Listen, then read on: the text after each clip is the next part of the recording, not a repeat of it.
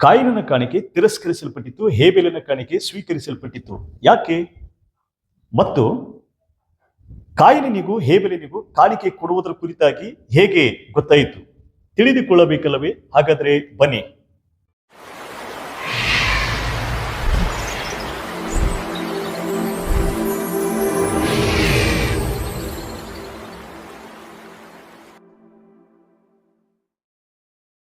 ಭೂಮಿ ಆಕಾಶವನ್ನು ಸೃಷ್ಟಿ ಮಾಡಿರುವಂತಹ ದೇವರಿಗೆ ಮಹಿಮೆ ಉಂಟಾಗಲಿ. ನಿಮ್ಮೆಲ್ಲರಿಗೆ ಕರ್ತನಿಂದ ಕೃಪೆ, ಕರುಣೆ, ಆಶೀರ್ವಾದ ಉಂಟಾಗಲಿ. ಕ್ರಿಸ್ತನಲ್ಲಿ ಆತ್ಮೀಯ ಸಹೋದರ ಸಹೋದರಿಯರೇ, ನೀವೆಲ್ಲರೂ ಹೇಗಿದ್ದೀರಿ?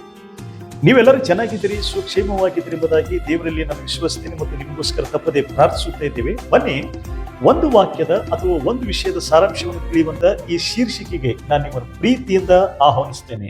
ಈ ದಿನ ನಾವು ಕಾಯಿನ ಮತ್ತು ಹೇಬೇಲ ಇವರ ಕಾಣಿಕೆಯ ಕುರಿತಾಗಿ 4 ಸಂಗತಿಗಳನ್ನು ತಿಳಿದುಕೊಳ್ಳಿಕ್ಕಿದ್ದೇವೆ. ಕಾಯಿನ ಮತ್ತು ಹೇಬೇಲ ಇವರ ಕಾಣಿಕೆಯ ಕುರಿತು 4 ಸಂಗತಿಗಳನ್ನು ತಿಳಿದುಕೊಳ್ಳಿಕ್ಕಿದ್ದೇವೆ.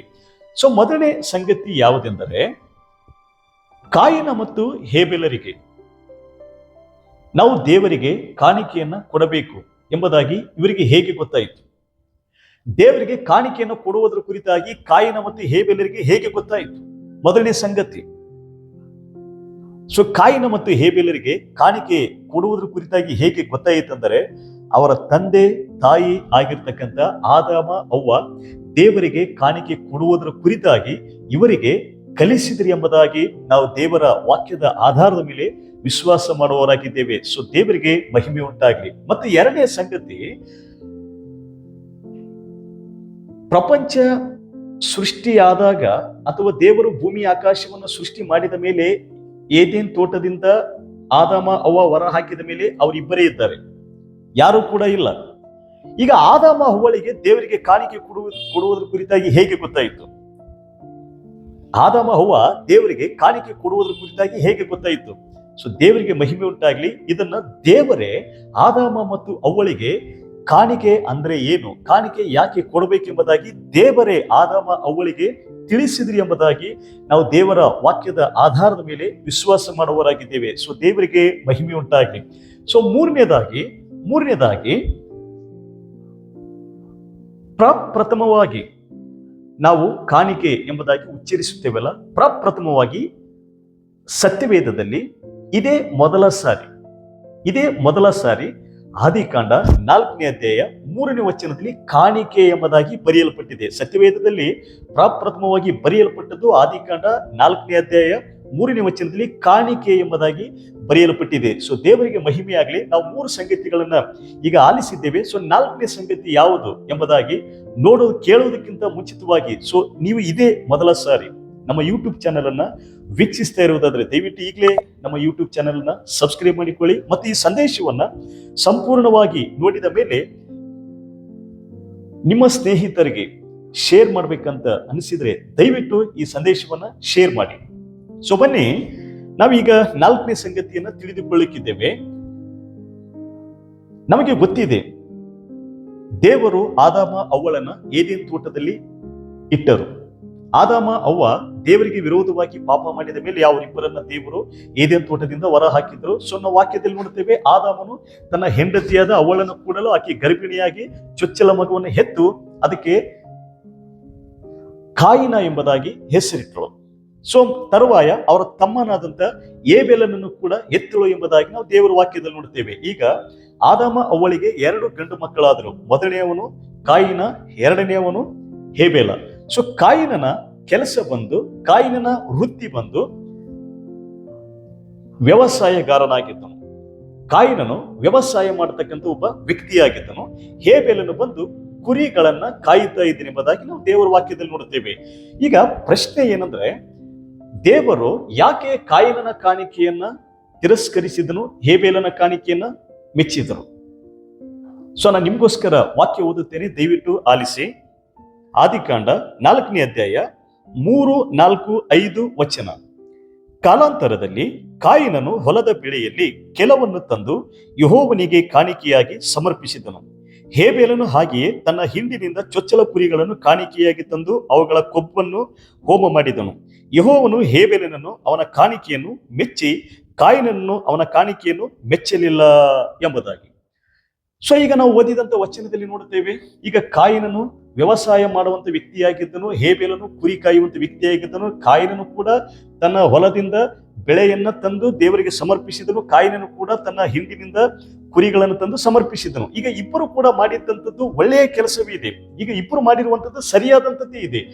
ಕಾಯಿನನು ಕಾಣಿಕೆಯನ್ನು ಸಮರ್ಪಿಸಿದ, ಹೇಬೆಲನ ಕಾಣಿಕೆಯನ್ನು ಸಮರ್ಪಿಸಿದ. ಹಾಗಾದ್ರೆ ದೇವರು ಯಾಕೆ ಕಾಯಿನನ ಕಾಣಿಕೆಯನ್ನು ತಿರಸ್ಕರಿಸಿದ್ರು, ಹೇಬೆಲನ ಕಾಣಿಕೆಯನ್ನು ಮಾತ್ರ ಸ್ವೀಕರಿಸಿದರು?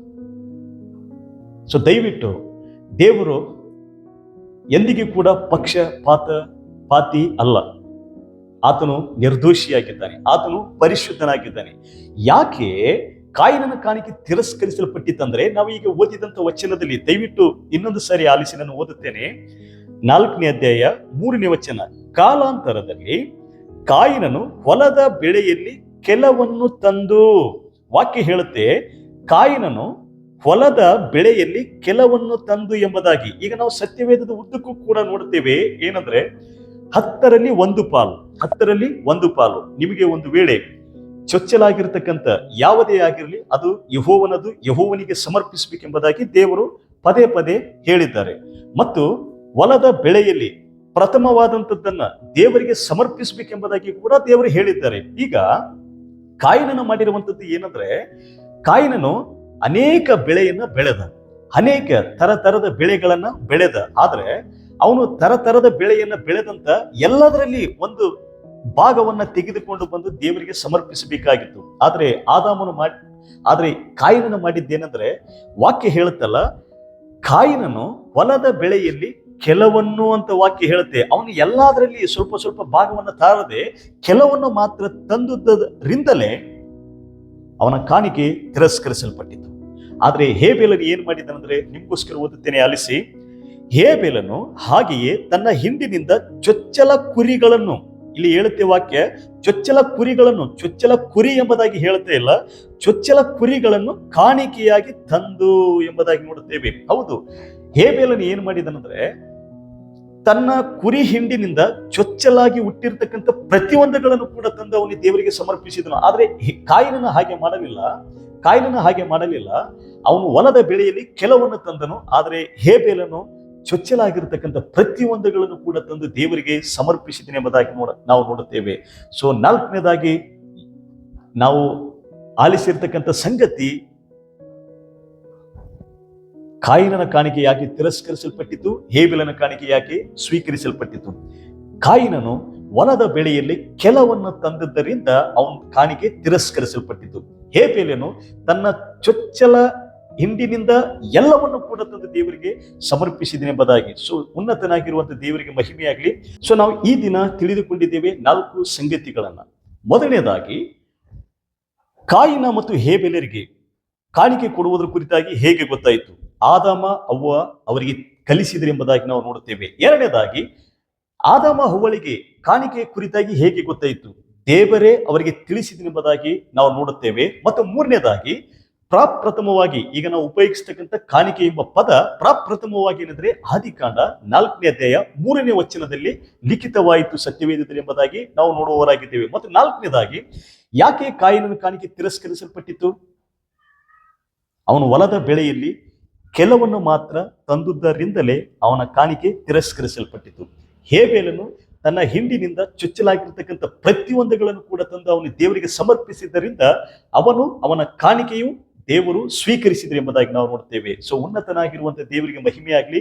ಪ್ರೀತಿಯ ಸಹೋದರ ಸಹೋದರಿಯರೇ, ಇಂಥ ಅನೇಕ ವಿಷಯಗಳನ್ನ, ಸಂಗತಿಗಳನ್ನ ನಾವು ಈ ಯೂಟ್ಯೂಬ್ ಚಾನಲ್ ಮೂಲಕವಾಗಿ ತಿಳಿದುಕೊಳ್ಳಿಕ್ಕಿದ್ದೇವೆ. ಸೊ ನೀವು ನಮ್ಮ ಯೂಟ್ಯೂಬ್ ಚಾನಲ್ ಅನ್ನ ಸಬ್ಸ್ಕ್ರೈಬ್ ಮಾಡಿ, ಹಾಗೆ ಫಾಲೋ ಮಾಡಿ ಮತ್ತು ಇತರರಿಗೆ ಕೂಡ ಶೇರ್ ಮಾಡಿ. ನಾನು ನಿಮ್ಗೋಸ್ಕರ ಕೊನೆಯದಾಗಿ ಪ್ರಾರ್ಥಿಸ್ತೇನೆ. ನಮ್ಮ ಕಣ್ಣುಗಳನ್ನು ಮುಚ್ಚಿ ಪ್ರಾರ್ಥನೆ ಮಾಡೋಣ. ಪ್ರೀತಿಸುವ ನಮ್ಮ ಸ್ವರ್ಗೀಯ ತಂದೆಯಾಗಿರುವ ದೇವರೇ, ಈ ದಿನ ಕಾಯಿನ ಮತ್ತು ಹೇಬೇಲ ಇವರ ಕಾಣಿಕೆಯ ಕುರಿತಾಗಿ 4 ಸಂಗತಿಗಳನ್ನು ತಿಳಿದುಕೊಳ್ಳುವಂತ ಒಂದು ಕೃಪೆಯನ್ನ ನೀನು ಕೊಟ್ಟಿದ್ದಕ್ಕಾಗಿ ಸ್ತೋತ್ರ. ಈ ವಾಕ್ಯದ ಗುಣಾರ್ಥಗಳನ್ನ, ಮರ್ಮಗಳನ್ನ ನೀನು ನಮಗೆ ತಿಳಿಸಿದ್ದಕ್ಕಾಗಿ ನಿನಗೆ ಸ್ತೋತ್ರವಾಗಲಿ. ಕರ್ತನೆ, ಈ ನಮ್ಮ ಯೂಟ್ಯೂಬ್ ಚಾನೆಲ್ ನ ವೀಕ್ಷಿಸುತ್ತಿರುವಂತಹ ಪ್ರೀತಿಯ ನಿನ್ನ ಮಕ್ಕಳನ್ನ, ಅವರ ಕುಟುಂಬಗಳನ್ನ, ಅವರ ಜೀವಿತಗಳನ್ನ ನಿನ್ನ ಹೆಸರಾಗಿ ಆಶೀರ್ವಾದ ಮಾಡು. ಮತ್ತು ಈ ಕೇಳಿದಂತ 4 ವಿಷಯಗಳನ್ನ ಮನಸ್ಸಿನಲ್ಲಿಟ್ಟುಕೊಂಡು ದೇವರೇ, ಹೇಬೇಲನ ಕಾಣಿಕೆ ಸ್ವೀಕರಿಸಲ್ಪಟ್ಟಿತ್ತು, ಕಾಯಿನನ ಕಾಣಿಕೆ ತಿರಸ್ಕರಿಸಲ್ಪಟ್ಟಿತ್ತು. ಯಾಕೆ ಈ ಸಂಗತಿ ನಮ್ಮ ಹೃದಯದಲ್ಲಿಟ್ಟುಕೊಂಡು ನಿನಗಾಗಿ ಜೀವಿಸಲಿಕ್ಕಾಗುವಂತೆ ಸಹಾಯ ಮಾಡಿ ಎಂಬುದಾಗಿ ಎಲ್ಲಾ ಮಹಿಮೆ ನಿನಗೆ ಸಲ್ಲಿಸುತ್ತಾ ಪ್ರಾರ್ಥನೆ ಯೇಸುವಿನ ನಾಮದಲ್ಲಿ ಬೇಡಿಕೊಳ್ಳುತ್ತೇವೆ. ಆಮೇನ್. Praise the Lord. ಕರ್ತನ ನಿಮ್ಮನ್ನ ಆಶೀರ್ವಾದ ಮಾಡಲಿ.